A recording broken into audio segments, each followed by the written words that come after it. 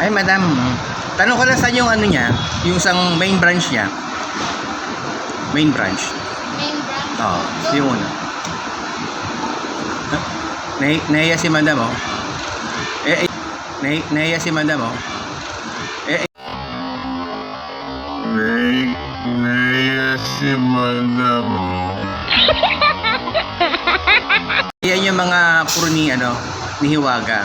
Tingnan mo naman, oh. Ang gaganda ng mga puro niya rito. Saan yung ano niya? So, ano pala to, pangalawa, no? Bago pala. Ito po yung bago.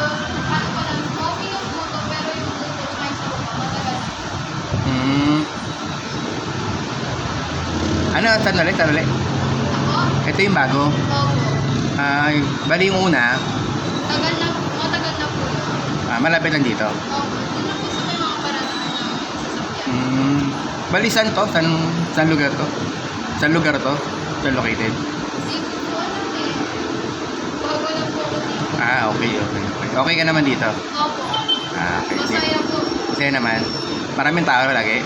At kapag gabi, pag ngayon, hanggang gatong oras tanghali, Dagsaan din po kasi dito eh. Kahapon po nagdagsaan eh. kahapon, mga gatong oras. So, natsyempohan ko lang ngayon na medyo Medyo maluwag po. maluwag, ano. Actually, sa baba maraming tao. Kaya dito ako sa taas. Ayan, thank you, ah. Hi guys, magandang tanghali po sa inyo lahat.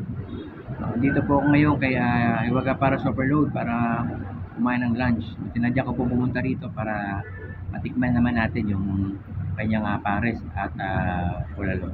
So, actually, sinubukan kong maabutan si Hiwaga kaso kakalis lang mga 10 minutes na po. Sayang. Yung balik niya mga 6 PM pa. So onward na yon, hanggang umaga na daw siya, hanggang 5 AM wala tulog. So tara, kain na tayo. Guys, ang kanyang para sa overload, may kasama na po yan, only rice at soft drinks. Ito naman kanyang bulalo. Yan. Para only rice o dalawang soft drinks natin.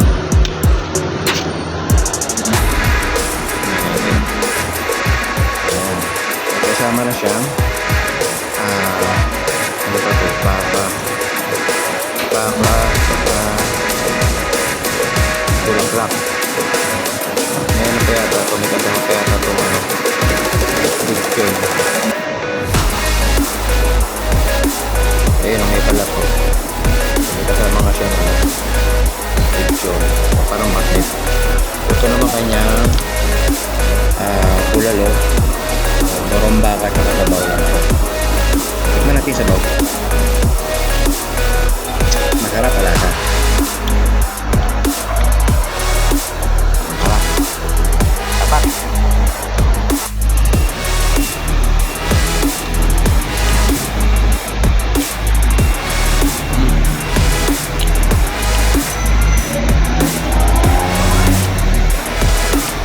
Masarap, medyo malutong yung balat. Ito yung malutong ito talaga. Bukan naman yung baka.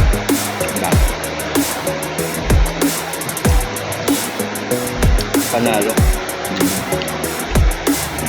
Diba ito yung sa mga madalas na nakakain natin na ano, na pares yung puro sabaw.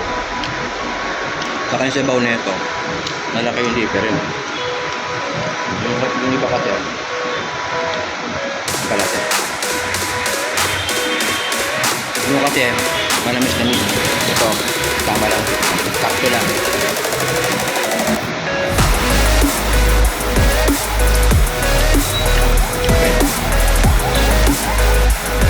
Okay.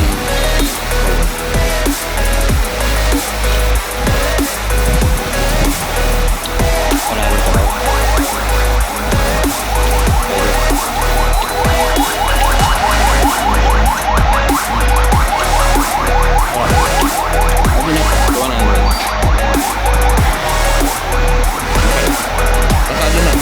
Yun, natikman din natin ang para sa overload ni Hiwaga at ang kanyang bulalo. So, para sa akin, okay naman. Thank you for watching guys. See you next time. Bye-bye.